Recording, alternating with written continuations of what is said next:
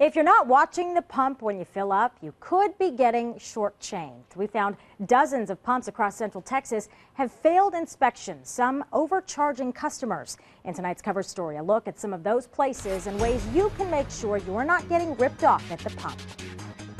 You put your seatbelt on. Crystal Castro spends hundreds of dollars each month filling up her minivan. A few weeks ago, she noticed something wasn't adding up. I thought I was being overcharged. Unlike most drivers, she said something. I have argued an issue about a gas price before, actually. My receipt, the numbers didn't seem to calculate correctly. But if drivers don't make a complaint with the Texas Department of Agriculture, faulty pumps could continue to rip you off. Here in Austin, records show more than 80 pumps failed between May and July.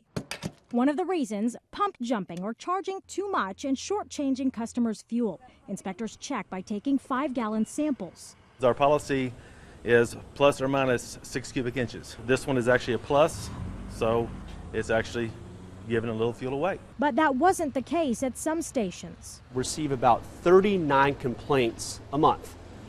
However, we do see more complaints in the summer, but I think the reason for that is just we're seeing a lot more people out on the road. Just last week, tests showed the Q-Mart at Stastny and Congress wasn't giving customers all they paid for. Based on the 5-gallon test at 6 different pumps, each driver who filled up a 15-gallon tank could have been shorted close to $5. At the Chevron on 620 near Hatch Road, 17 pumps failed, cited for pump jumping. Last week, they were still out of order and had been since May.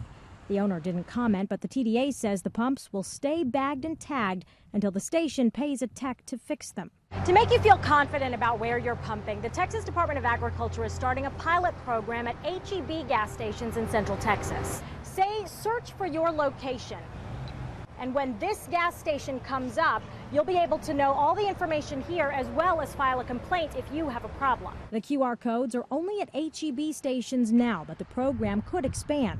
It would be helpful for people like me who would actually utilize it. Meanwhile, these inspectors will keep at it to be sure every pump is good to the last stripe. So we're always looking for those to find any pumps that may be cheating customers.